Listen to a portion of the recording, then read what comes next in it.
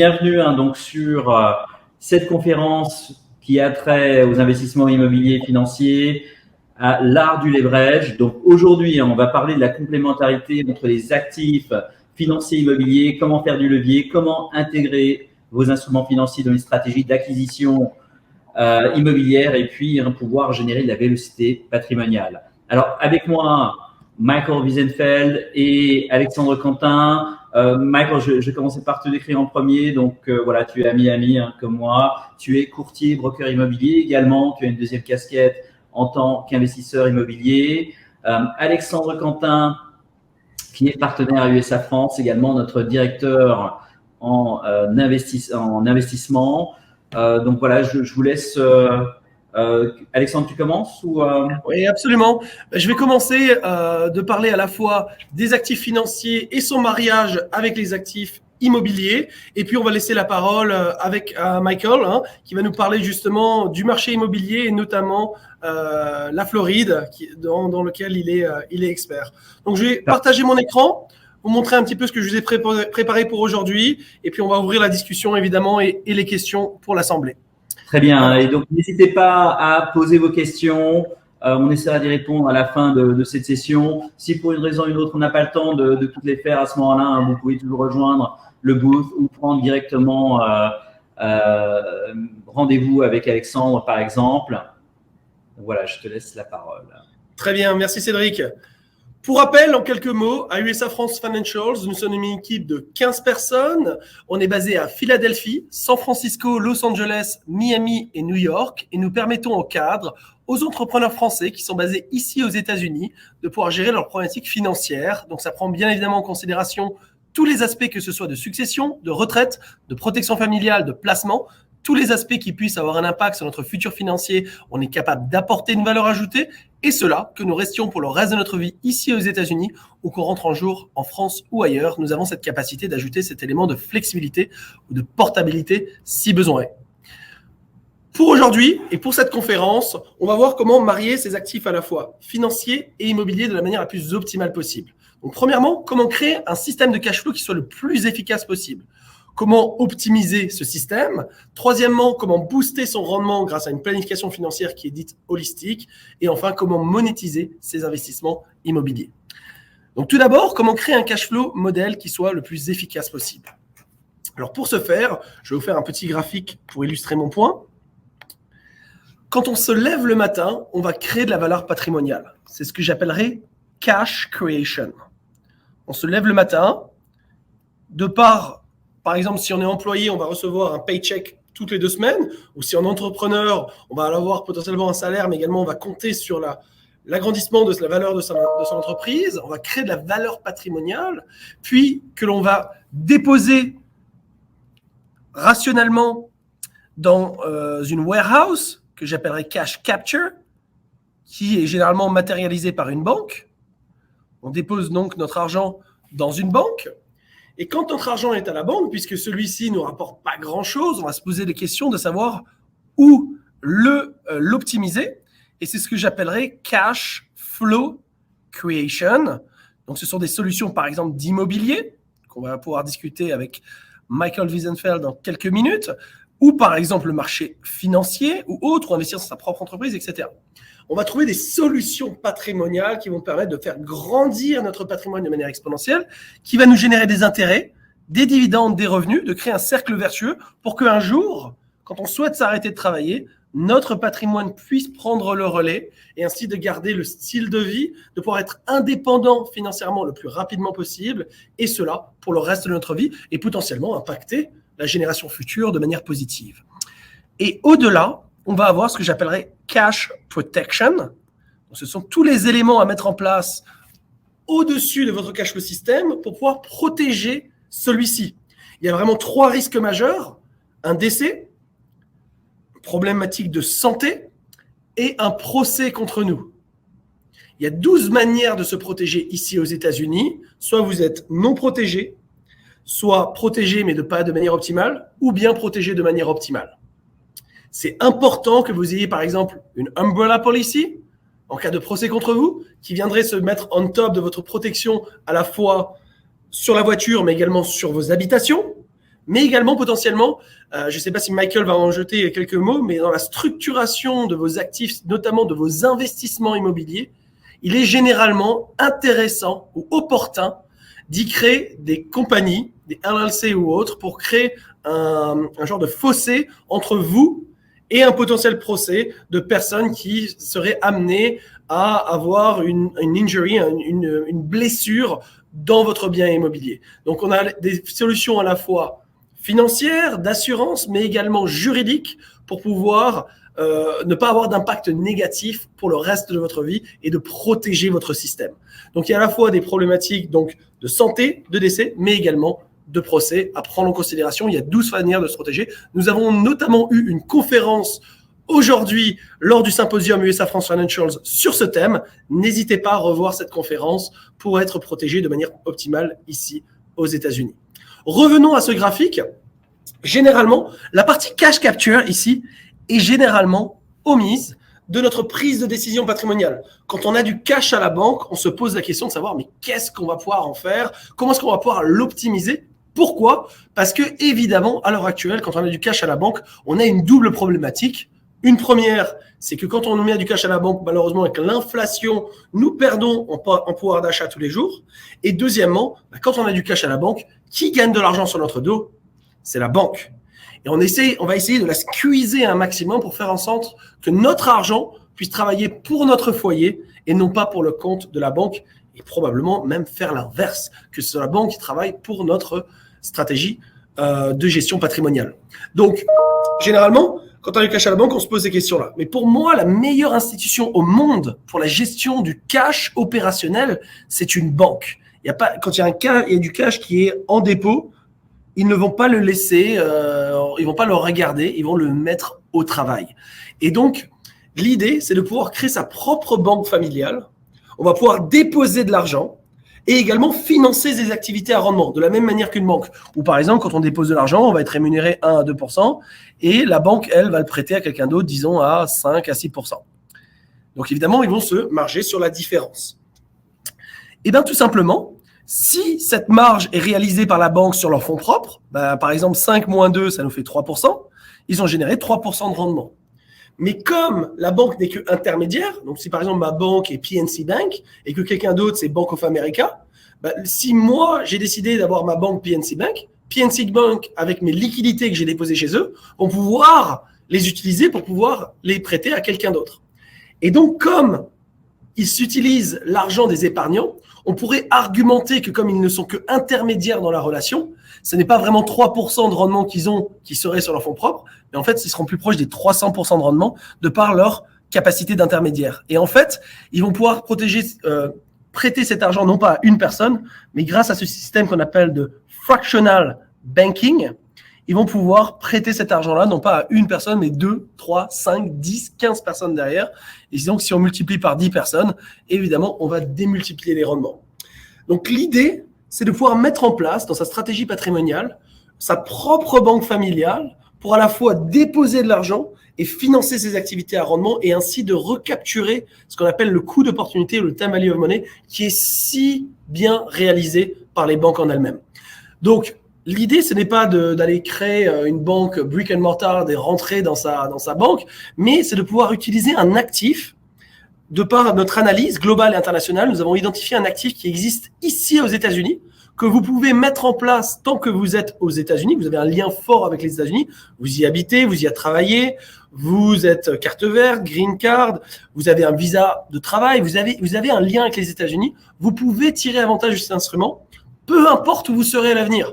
Peu importe si vous partez dans 2 mois, dans 2 ans, dans 20 ans à la retraite, vous allez pouvoir continuer à garder tous les avantages financiers, fiscaux et légaux de cet instrument et ainsi d'optimiser votre stratégie.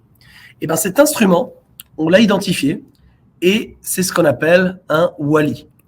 Wealth Accumulation Life Insurance, ou dans la conférence précédente que j'ai donnée ce matin, j'ai appelé ça Cash Value Life Insurance. C'est une compagnie mutuelle d'assurance qui va émettre un contrat d'assurance vie dans lequel vous allez pouvoir y déposer de l'argent, d'avoir accès à cette liquidité. Cet argent est garanti d'augmenter pour le reste de votre vie et vous allez pouvoir avoir la capacité de pouvoir l'utiliser de manière proactive.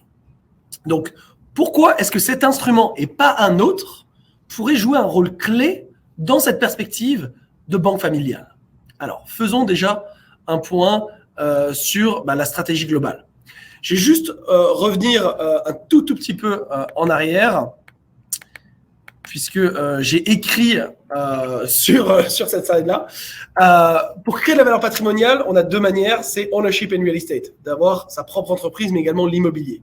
Et quand on met de l'argent de côté, on veut être le plus efficace possible et de créer un haut degré de vélocité, de faire en sorte que chaque dollar qu'on met de côté puisse potentiellement jouer plusieurs rôles en même temps.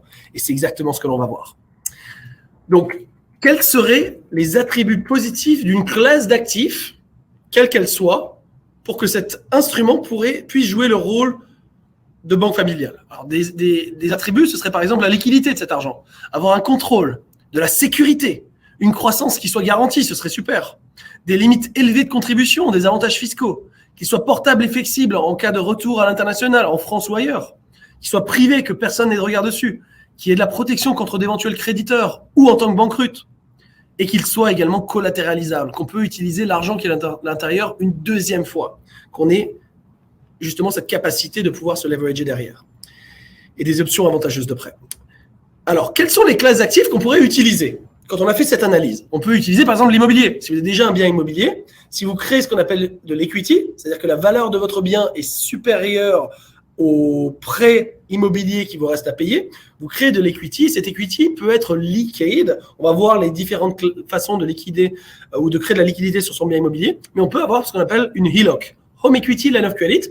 Et avec cette liquidité, on peut potentiellement continuer à faire des travaux dans son bien immobilier ou l'utiliser pour une autre raison potentiellement. On peut avoir une certaine liquidité, en effet, sur son bien immobilier. On peut collatéraliser la valeur de son bien immobilier.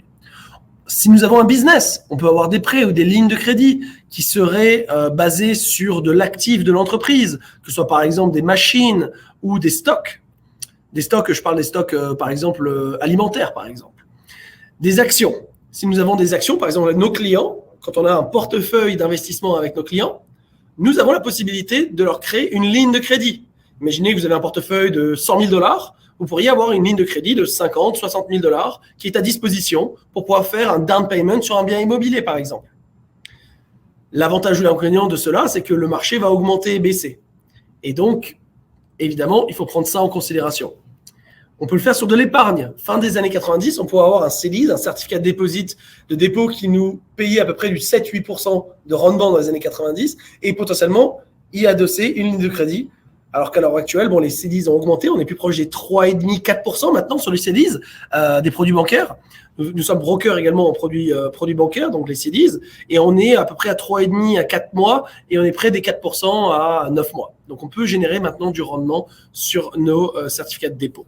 Mais on va voir si ça peut être intéressant. La Cash Value Life Insurance, ce WALI, on en a discuté. Et également, par exemple, de l'or, de l'art et même un petit peu... Maintenant, il y a des nouvelles choses qui se font avec la crypto également.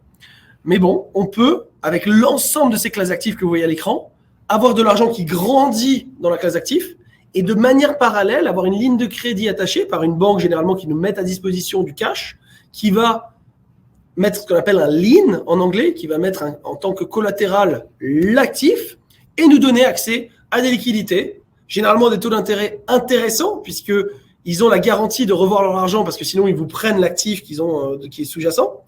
Et ainsi, vous pouvez faire quelque chose d'autre avec votre argent et ainsi, vous aurez un rendement au sein de la première classe d'actifs et un rendement au niveau de la deuxième classe d'actifs que vous allez pouvoir mettre ensemble.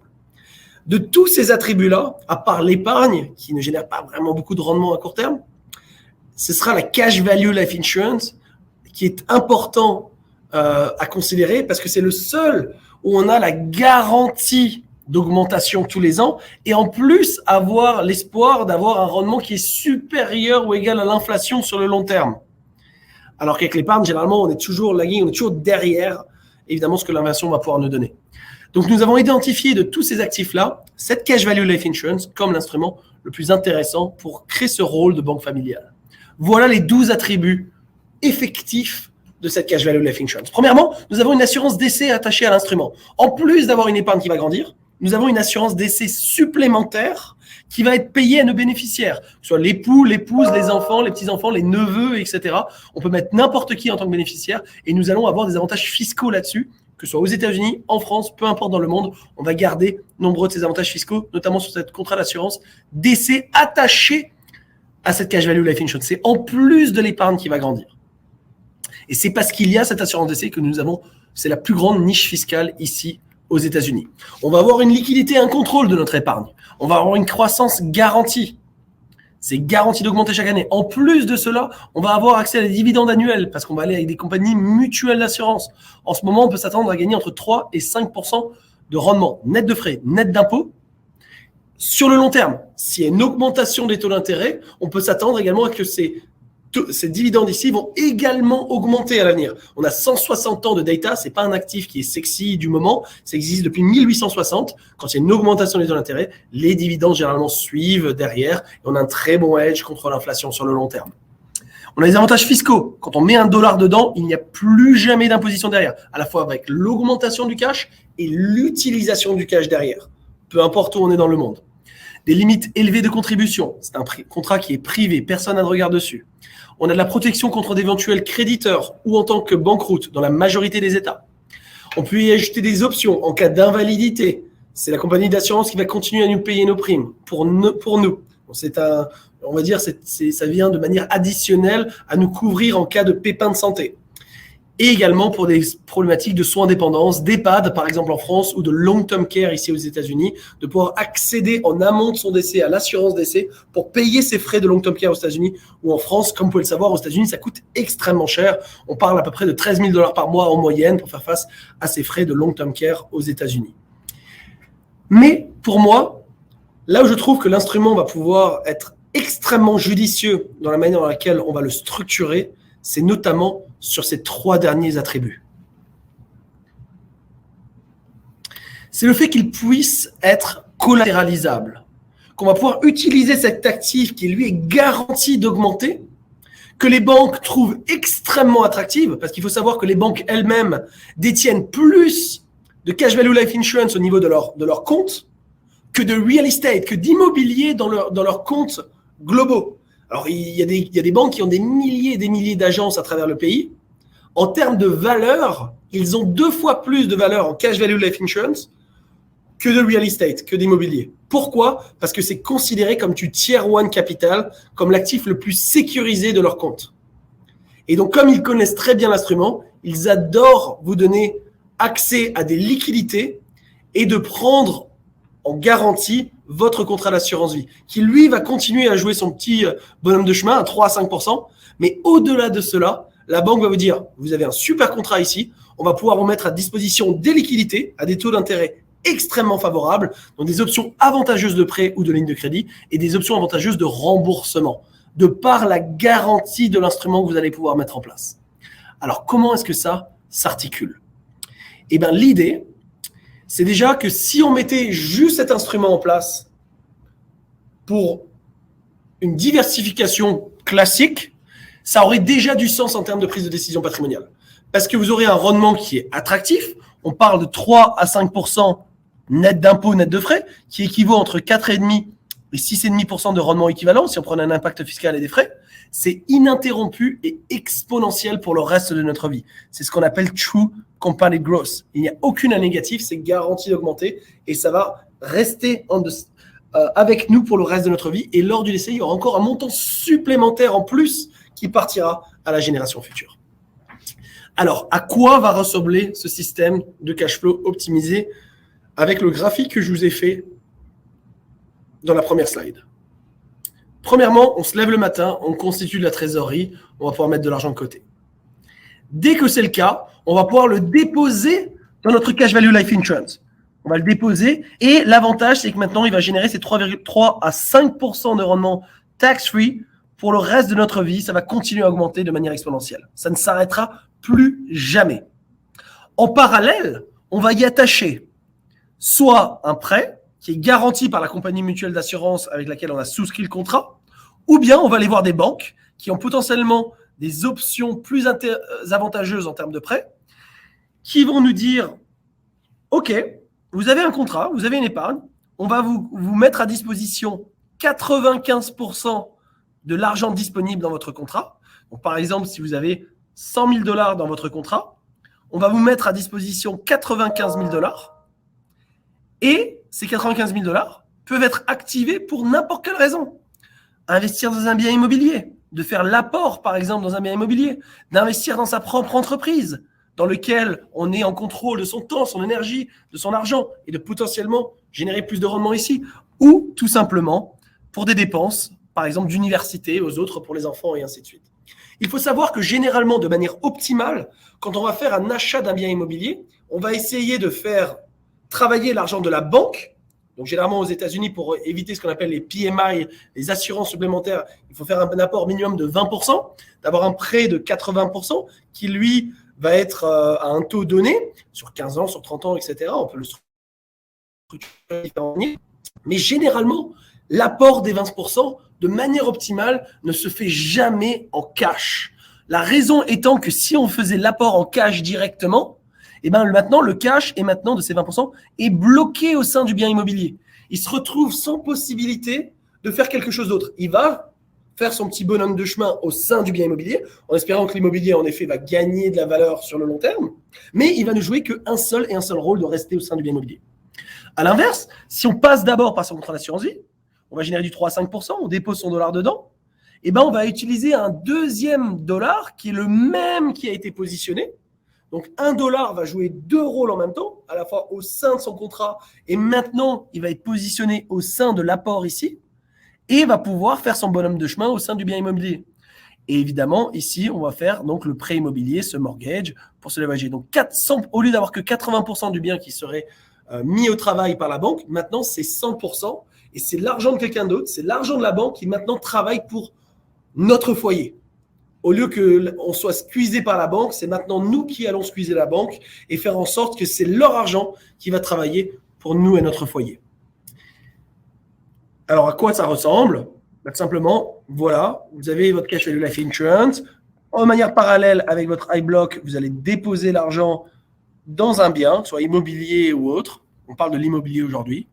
Ça va vous générer des cash flows que vous allez remettre dans votre contrat, qui lui va vous générer des dividendes et on va commencer à créer un cercle vertueux avec un bien, puis un deuxième, puis un troisième et ainsi de suite. Voilà l'aspect visuel à quoi ça ressemble. Parce que normalement, quand on met de côté de l'épargne, on met de l'épargne et on utilise cette épargne pour faire le down payment des 20% et le cash retombe à zéro et on met les 20% d'apport et il reste bloqué dans le bien. Et après, les 80% du prêt qu'on a octroyé, eh ben, va pouvoir être repayé petit à petit.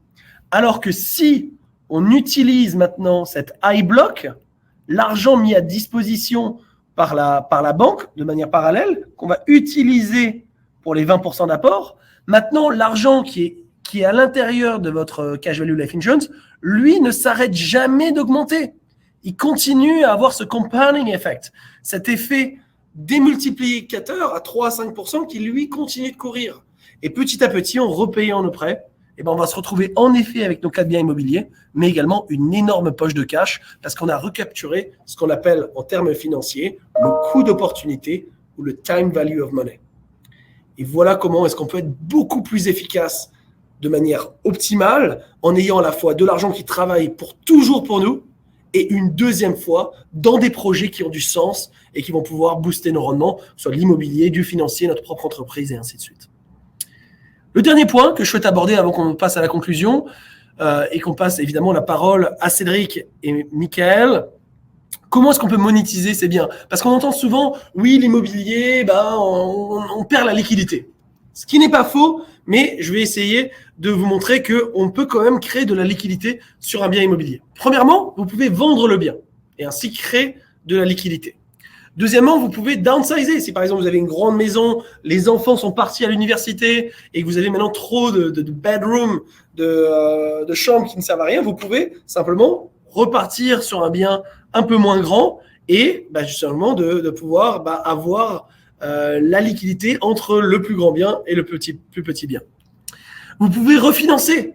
C'était encore extrêmement intéressant jusqu'en janvier de cette année. Maintenant, les taux deviennent un peu plus compliqués. C'est toujours potentiellement intéressant de pouvoir le faire. Mais si on refinance aujourd'hui, évidemment, on est sur des taux un tout petit peu moins attractifs que l'on a pu connaître il y a encore quelques mois. Mais évidemment, si vous avez de l'equity, par exemple, vous avez un bien immobilier qui fait 1,2 million, vous avez encore un prêt de 200 000, vous pourriez potentiellement faire un prêt, refinancer, faire un prêt de 500 000 et ainsi sortir 300 000 $ tax-free, défiscalisé, que vous pouvez utiliser et faire quelque chose avec, et potentiellement d'autres projets avec cet argent.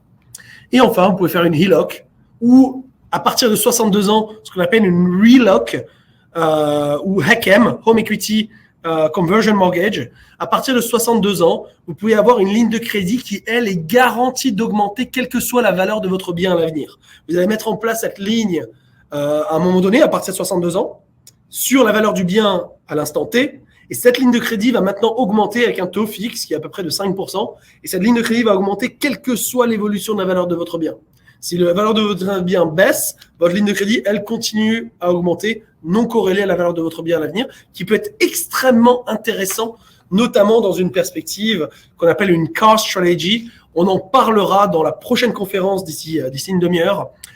Sur les stratégies de bucketing de retraite, on va pouvoir gérer le risque de manière plus optimale parce que par exemple s'il y a des crashs du marché financier par exemple, que le marché est en baisse, l'idée stratégique c'est de freeze les actifs, ne surtout pas sortir du marché et tirer du cash au pire moment, de laisser ce cash là baisser de manière latente et remonter et attendre le temps qu'il faut, 1 an, 2 ans, 3 ans, et utiliser les liquidités d'une autre source, que ce soit votre cash value, life insurance, votre cash à la banque ou l'equity de vos maisons grâce à votre HECM, en attendant un rebond de marché et cette fois-ci être en position de force pour ressortir des liquidités de votre stratégie d'investissement.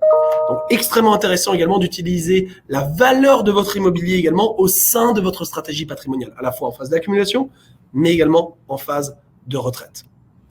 Et le dernier point, je voulais juste vous montrer un petit peu les grandes similitudes d'un contrat d'assurance vie à l'américaine et de l'immobilier. On va faire un point assez rapide. Vous avez la possibilité de créer des revenus passifs sur les deux, de créer de l'equity, de la valeur à la fois dans votre contrat, mais également dans l'immobilier, plus vous allez rembourser le prêt. Vous avez une croissance garantie sur votre contrat d'assurance vie, une croissance qui n'est pas garantie dans l'immobilier, qui a potentiellement peut-être dans certaines zones aux États-Unis ou dans le monde, peut-être plus potentiel de rendement également.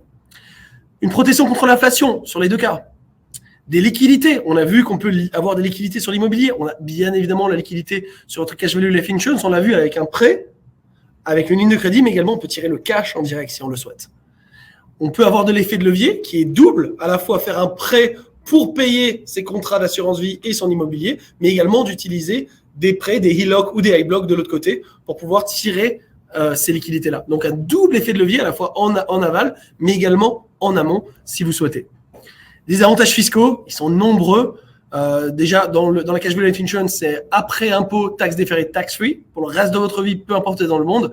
Dans l'immobilier, beaucoup d'avantages fiscaux. On peut déduire les intérêts jusqu'à 750 000 $ de prêts. On va pouvoir faire un 1031 exchange, c'est-à-dire que vous avez acheté un bien immobilier, vous avez une plus-value, mais vous réinvestissez cet argent dans un autre bien immobilier. Cette plus-value est déférée fiscalement pour plus tard, etc. Beaucoup d'avantages dans l'immobilier. Et évidemment, on a un certain montant de protection. Soit avec l'immobilier, on se protège en amont, c'est-à-dire qu'on crée une LLC, on va avoir une umbrella policy pour protéger notre immobilier. Et nous avons de la protection, évidemment, dans son contrat d'assurance vie de manière basique. Dans la majorité des États, c'est quelque chose qui n'est pas accessible contre des créanciers ou, évidemment, contre banqueroute.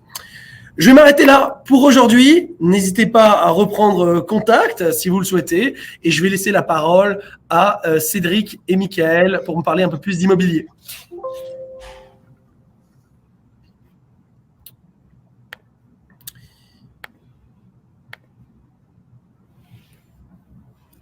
Cédric, tu es en mute et Michael également. Allô? Je suis là. C'est bon? Très bien. Voilà, donc merci Alex. Michael, avant de commencer, hein, si tu avais quelques mots pour te présenter de manière un petit peu plus en détail. Non, je pense que tu m'as bien présenté. Bonjour à tous. Je suis aux États-Unis depuis 99, 2000. J'étais venu pour un stage, et un autre stage. Et puis de fil en aiguille, ça fait 22 ans ou 23 ans que je suis aux États-Unis, New York pendant 10 ans et Miami depuis 2009. J'ai fait différentes choses, surtout quand j'étais à New York dans les études de marché, qui m'a donné le sens des chiffres, des statistiques et de l'analyse de toutes sortes de marchés, que ce soit pharmaceutique, technologique, mais aussi forcément immobilier. Et en 2009, avec ma femme, on a créé le Freud Group, qui est une agence immobilière dans laquelle on fait du brokerage, de l'achat-vente, du property management, donc la gestion de biens pour nos clients. Et on investit également nous-mêmes dans différents types de produits. Donc, on a investi dans des condominiums, dans des maisons, mais aussi dans des multifamilies qui sont des immeubles en copropriété ou pas. Mais nous, pour l'instant, on a investi dans 2 immeubles qui sont à proximité d'universités et qu'on a complètement transformés en long terme, en meublé pour du moyen long terme. Voilà. Donc, je fais différentes choses, mais tout ça autour de l'immobilier.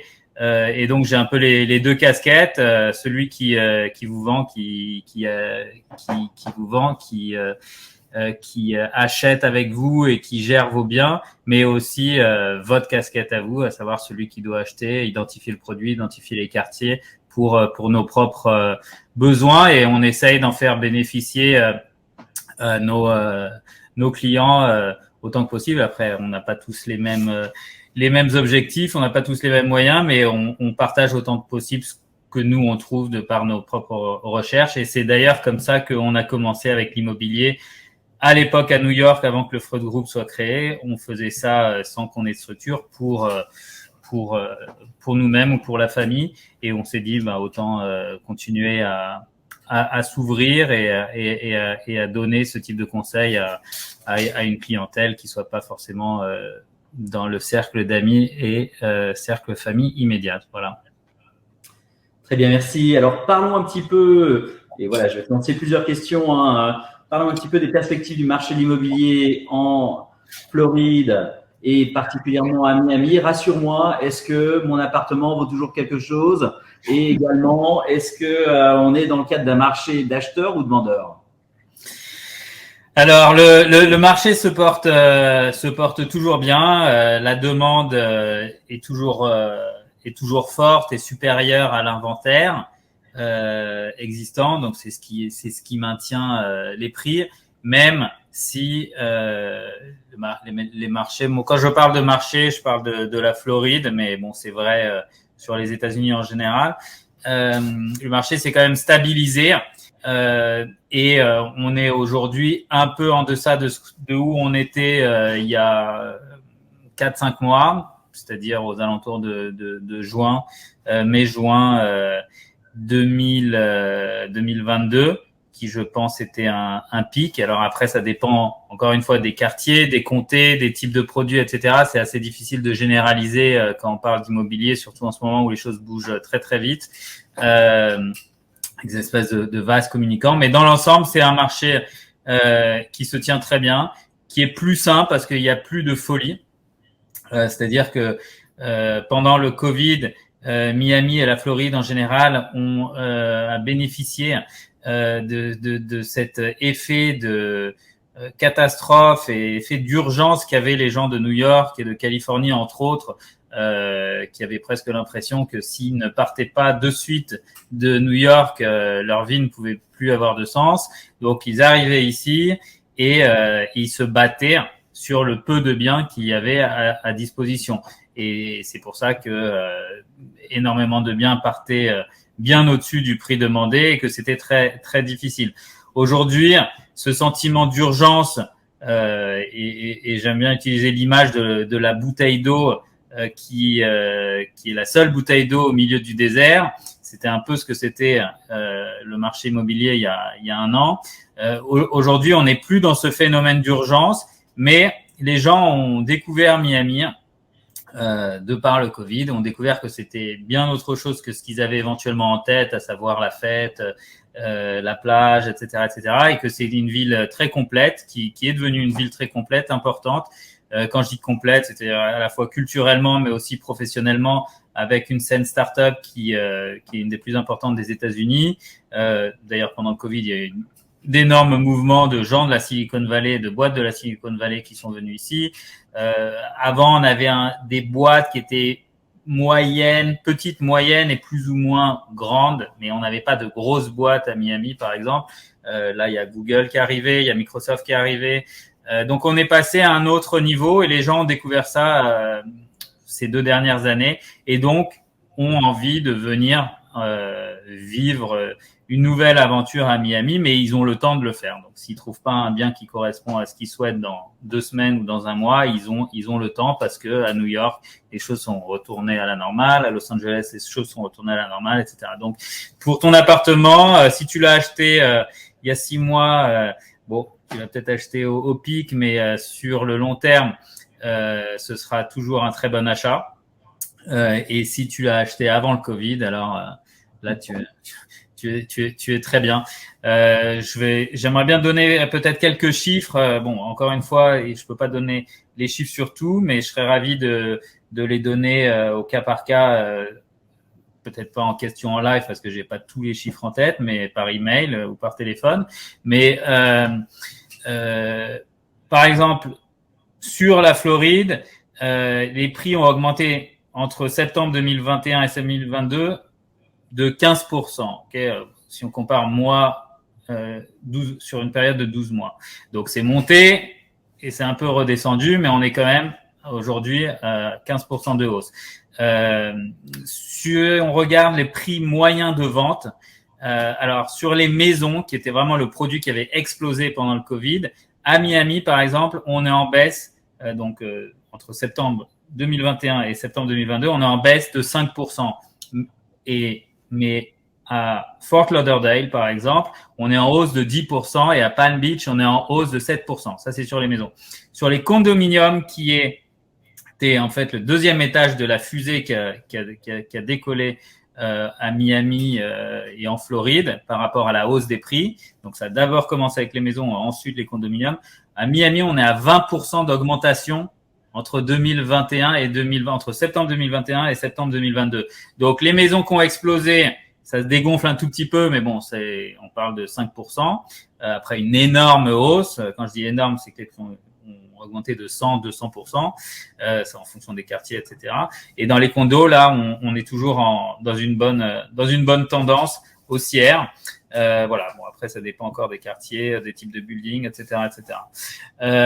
Tu m'as posé une autre question. C'était, est-ce que c'était par rapport au marché d'acheteurs ou vendeurs?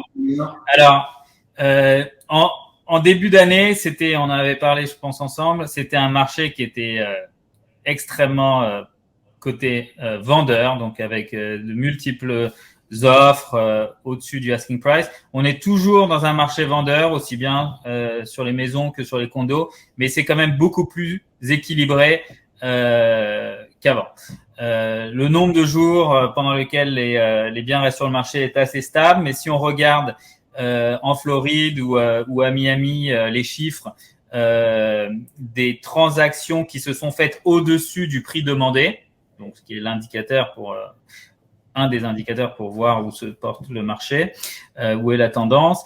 En 2021 sur les maisons, 34% des transactions en Floride se faisaient au-dessus du prix demandé. Et en 2022, on est à 20%. Donc, on est toujours 20% des transactions en 2022 sur les maisons en Floride sont au-dessus du prix demandé, mais c'est moins qu'avant puisqu'on était à 34%. Et à Miami, ce chiffre-là était de 29% en 2021 et de 24% aujourd'hui. Donc, un quart des transactions à Miami aujourd'hui pour les maisons sont au-dessus du prix demandé, mais on était à un tiers l'année d'avant. Et par rapport au condo, c'est un peu l'inverse. C'était 19%. C'est 19% en Floride en 2021 et 17%, donc c'est assez stable en 2022. Mais à Miami, on est à 16% aujourd'hui, alors qu'on était à 13% l'année dernière. Donc ça montre bien que les condos continuent leur croissance.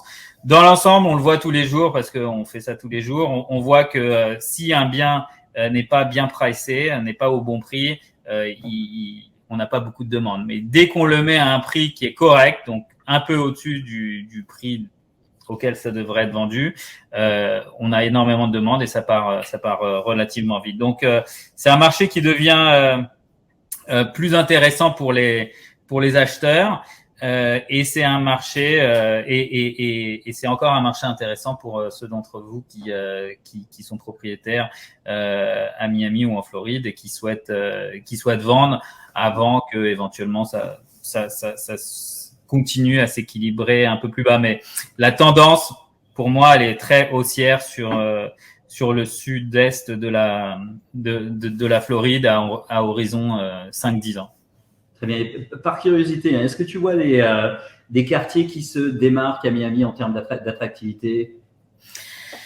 Oui, alors bon, les quartiers qui ont explosé sont devenus trop chers, donc les gens se sont répercutés sur l'ouest de Miami, donc des coins comme Doral.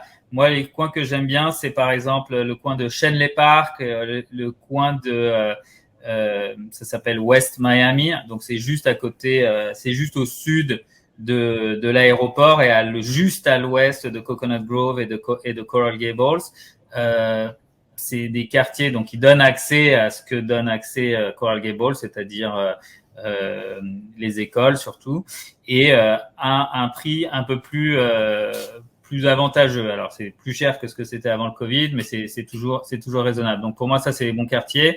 Il y a des quartiers intéressants au nord comme Plantation, donc c'est très résidentiel. Donc il y a Plantation, Davie, Southwest Ranches. Donc Southwest Ranches c'est des énormes propriétés avec 50 000 mètres carrés 5 000 mètres carrés de terrain. Et à des prix nettement moins élevés qu'à Miami, par exemple.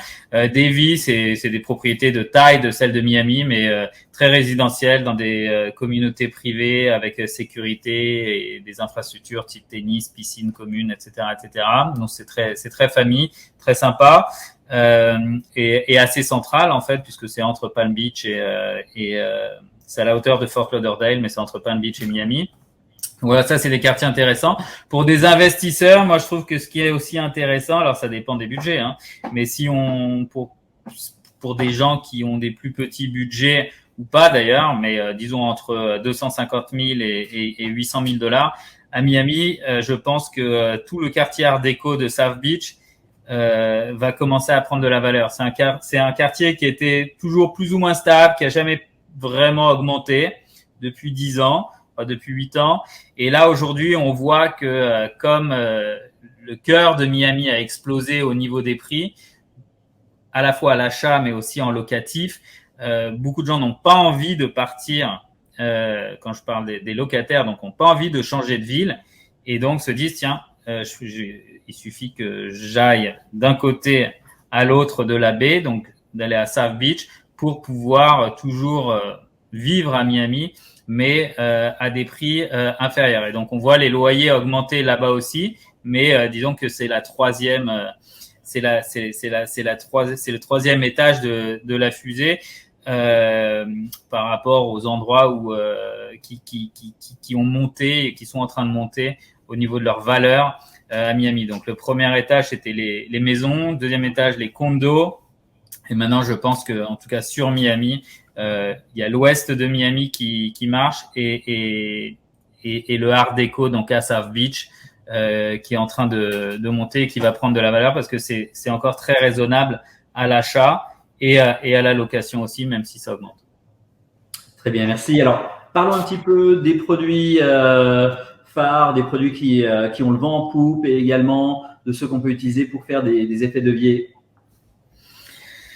Alors, pour faire des effets de levier, le mieux, c'est ce qu'on appelle les multifamilies, les copropriétés, c'est des immeubles de rapport avec au minimum 2 appartements, mais en général, c'est 3, 4 et ça va jusqu'à 20, 30, 40, 50, 100. Donc, c'est ce que les banques préfèrent. Ils sont un peu difficiles à trouver, je vous avoue, en ce moment. Mais bon, c'est ce qu'il y a de mieux par rapport à l'effet de levier. Les banques aiment bien aussi aujourd'hui les maisons, pas de problème. Je pense que Alexandre pourra peut-être en reparler après, même s'il ne finance pas, mais il s'y connaît sur le sujet. Aujourd'hui, bon, je pense que les banques ne font pas de distinction entre maisons, condominiums. Ils préfèrent les multifamilies, donc les immeubles copropriétés, parce que il y a moins de risques. Voilà, ça c'est par rapport au financement. Mais en gros, les banques aujourd'hui financent tout. C'est plutôt l'inverse. Est-ce qu'on a envie de se faire financer dans un marché actuel où les taux d'intérêt sont si élevés? La réponse reste oui. Moi, j'ai fait mon premier investissement aux États-Unis en 2004 ou 2005 et les taux étaient à 6,5. Il n'empêche qu'on s'y est retrouvé et qu'on a fait de la plus-value et qu'on a pu refinancer quelques années, plus de 2, 3 ans ou 4 ans plus tard à 4,5% et d'autres qu'on a pu refinancer à 3% plusieurs années plus tard. Donc, on s'y retrouve toujours parce que de toute façon, les loyers augmentent aussi. Donc, on crée de la valeur et on pérennise son patrimoine, quel que soit le taux d'intérêt. C'est juste que forcément, les mensualités sont plus élevées et donc on ne peut pas se permettre le même type de produit quand les taux sont à 3% que quand ils sont à 6,5%. Mais d'un point de vue investissement, en tout cas à Miami, ça a toujours du sens parce que les loyers suivent et que de toute façon, je pense que sur une perspective de 10 ans, acheter aujourd'hui, ce sera considéré comme bas par rapport au prix dans 10 ans, même si aujourd'hui ça paraît comme haut par rapport à ce que c'était il y a 5 ans ou il y a 7 ans ou il y a 8 ans, voilà. Mais la ville de Miami, généralement parlant, est vraiment en train d'exploser, de se transformer. Tu me demandais les types de biens que j'aimais, donc j'ai dit les Art Deco à South Beach, j'en ai déjà parlé, je trouve que c'est très intéressant. J'en ai quelques-uns que je peux montrer ici pour vous donner une idée, hein. Il y en a plusieurs, mais voilà, bon, celui-ci par exemple, c'est des petits appartements qui s'achètent. Celui-ci a été vendu là, 280 000, 250 000. C'est un one bedroom, ça, donc un 2 pièces, et ça se loue en meublé dans les 2005, en non meublé, disons 2000-2002. Ça dépend des appartements, des endroits. Il y a par exemple ce type, ça c'est un 3 pièces en duplex qui est sympa, qui est à $475 000. Voilà, ça aussi, ça se loue dans les 3005, 4000. Tout ça, c'est des biens qui sont vraiment situés au cœur du quartier Art Deco à South Beach. Vous pouvez le voir sur cette carte-là. Est-ce que vous voyez ou vous avez rien vu? Alors là, on ne voit rien malheureusement. Je peux partager ton écran. Hein. Maintenant, vous voyez, c'est ça? Toujours pas. J'ai appuyé Share Screen. Voilà. OK. Hop. Share Screen. Là, vous voyez? Alors, on voit quelque chose en revanche. Ouais, on voit la carte. Est-ce que vous voyez un écran Alors, je vois un écran avec une carte géographique, hein, et puis voilà, et avec des listings sur le côté à gauche, c'est ça? Ouais, c'est ça, ouais. Oui, ben. Donc le premier dont je parlais, qui était un 2 pièces dans le quartier Art Deco, qui vient de se vendre à $279 000, c'est quelque chose qui se loue. Donc vous voyez, c'est très propre, c'est ça, quelque chose qui se loue 2000, 2002 en non meublé, 2005 en meublé.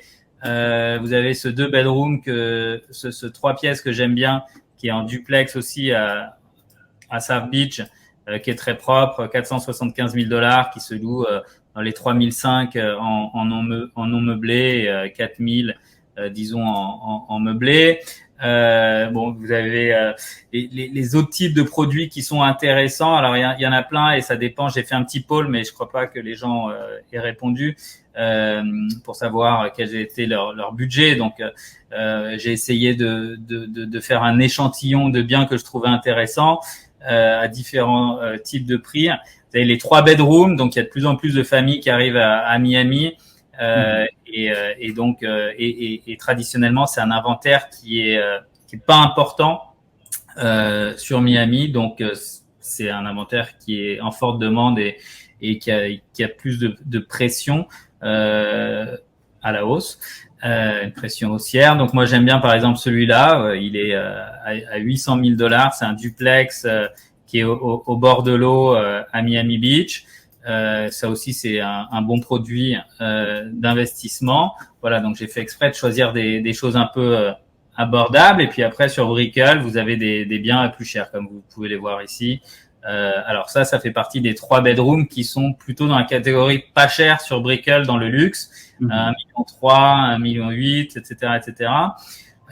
Pour ceux qui souhaitent acheter des maisons, je pourrais leur envoyer ces exemples-là, mais ça c'est vraiment le minimum. Les budgets que vous voyez là, entre 2,5 millions et 3,5 millions pour des choses haut de gamme dans Miami Beach. Juste pour clarifier, Michael, quand tu parles d'immobilier d'ultra luxe, tu parles haut de gamme, tu parles de quelle fourchette? Le ultra luxe, c'est entre 15 000 et 40, 50 000 $ le mètre carré. Alors, je vais vous montrer des types de produits après, mais là, je vois un produit ici qui est pas en ultra luxe, mais qui est intéressant pour soit en résidence secondaire, soit en investissement. Vous avez ce type de maison, voilà, qui est dans un bon quartier à Miami, à un prix vraiment raisonnable aujourd'hui sur Miami, parce que c'est assez rare de trouver quelque chose à moins de 1 million qui soit correct et bien placé. Et je parlais tout à l'heure des multifamilies. Celui-ci a été vendu. Voilà, c'est ça un multifamily. Ça s'adresse plus à des locataires qui sont soit des étudiants si c'est à côté des universités, soit des travailleurs. Ici, ils appellent ça blue collar, mais bon, voilà, c'est classe moyenne. Alors, ça correspond pas à cette décoration intérieure parce que comme vous pouvez le voir, il y a un travail qui a été fait ici. Ici, c'est un bien qui est apparemment meublé et loué en moyen long terme meublé. C'est un bien qui s'est vendu donc 920 000, qui générait 70 000 $ par an, pardon. Donc en net, ça fait du 4,5%, mais c'était des loyers qui n'étaient pas forcément au marché. Donc de ce que j'ai vu, c'est des loyers qui pouvaient être très largement augmentés de 30-40% en faisant du travail un peu plus intensif au niveau marketing, et donc on pouvait arriver à faire du 6-6,5% facilement sur ce type de projet-là. Donc ça, ce type de projet-là, les banques raffolent parce que il y a aucun risque pour elles de perdre de l'argent avec la location d'un appartement et demi. Ils sont sûrs de voir l'emprunt remboursé pour le mois. Donc ils aiment beaucoup ça. Pour te dire, je pense qu'il nous reste à peu près 5 minutes. Si on peut un peu de. Alors le ultra luxe, parce que tu m'en parlais, voilà, c'est pour montrer. Donc aujourd'hui à Miami, il y a une vague de résidences ultra luxueuses. Donc on était dans le luxe jusqu'à maintenant, mais là c'est ultra luxueuse. Donc c'est vraiment entre 15 et 40-50 000 $. Et il y a une dizaine de projets ou une quinzaine de projets qui sont en construction ici. Donc vous pouvez aller sur mon site miamiultraluxe.com et vous y trouverez plus d'informations. C'est tout en pré-construction. Voilà. J'en ai 2 qui sont juste à côté de chez moi. Alors, comment est-ce qu'on peut investir dans l'immobilier? Là, une question pour les novices peut-être. Il vous faut 4 choses. Donc, il vous faut un agent qui soit spécialisé dans le type de bien que vous recherchez. Donc, je recommence. Il faut que vous définissiez vos objectifs et ce que vous cherchez et la raison pour laquelle vous faites cet investissement. Donc, si c'est une résidence secondaire, c'est pas la même chose que si c'est un investissement locatif, etc., etc. Si vous investissez pour revendre dans 2 ans, c'est pas la même chose que si vous avez prévu de le revendre dans 10 ans ou dans 15 ans. Donc, un agent spécialisé qui va comprendre vos besoins, qui va être spécialisé dans le type de produit, parce que il y a des agents qui sont spécialisés dans le luxe et ils connaîtront pas les produits plus abordables du type Art déco, ou des agents qui sont spécialisés dans tout ce qui est multifamily, donc le type d'immeuble que je vous ai montré avec 4, 5, 10, 20 appartements en locatif pour une clientèle plutôt classe moyenne à la location. Ça demande une spécialisation. Si vous allez voir un agent qui est spécialisé dans le haut de gamme, il va pas connaître forcément ce type de produit et vice versa. Voilà, donc ça c'est un. Deuxièmement, si vous êtes en France, c'est important d'avoir un bon expert comptable et un bon fiscaliste. Donc ça, vous pouvez contacter Alexandre qui saura vous mettre entre de bonnes mains pour pouvoir optimiser tout ça par rapport à votre profil particulier, parce que la vérité pour Alexandre n'est pas la même que pour Cédric, n'est pas la même pour moi. Voilà. Un bon mortgage broker si vous voulez financer, pour voir quelles sont vos options par rapport au leverage et pour pouvoir voir combien vous pouvez vous permettre d'investir. Il y a des gens qui pensent qu'ils peuvent investir 1 million, mais après avoir discuté avec leur banque, s'aperçoivent qu'en fait ils peuvent investir 1,5 million avec le même argent mis le même acompte mis au départ et vice versa. Ils pensent pouvoir investir 1 million et en fait ils peuvent se permettre que $750 000. Donc le point de départ, c'est de savoir combien on peut se permettre pour ensuite faire toute la recherche dont je vous ai parlé. Et le dernier point, c'est la succession. C'est quelque chose auquel on pense pas souvent. J'ai l'impression quand on achète un bien, je parle souvent de mes parents par rapport à ça. Ils ont acheté pas mal d'immobilier quand ils avaient entre 40 et 45, disons, et 65 ans, 70 ans aux États-Unis, sans jamais penser à la succession. Et donc là, c'est un peu compliqué pour essayer de remettre les choses dans des conditions optimales pour pouvoir justement préparer cette succession le moment venu sans être trop taxé ou en bénéficiant des avantages que les États-Unis peuvent offrir et dont Alexandre va parler ou a déjà parlé ou va parler dans la prochaine conférence, etc., etc. Et pour moi, je me suis aperçu que c'était le plus important au final, surtout si on fait du patrimonial et que le but est de garder un bien 10 ans, 15 ans, 20 ans, 30 ans, 40 ans, et de le transmettre, c'est impératif. En fait, c'est même la chose la plus importante, mais c'est peut-être la dernière chose à laquelle on pense. Moi, personnellement, j'y avais jamais pensé avant. Voilà, maintenant, je vois et j'y pense. Très bien. Merci. Et voilà, juste pour vous, Alexandre, je suis désolé, tu es en mute. Voilà, malheureusement, on va arriver à la fin de cette session. J'avais encore des questions. Je voulais te demander si tu avais des astuces.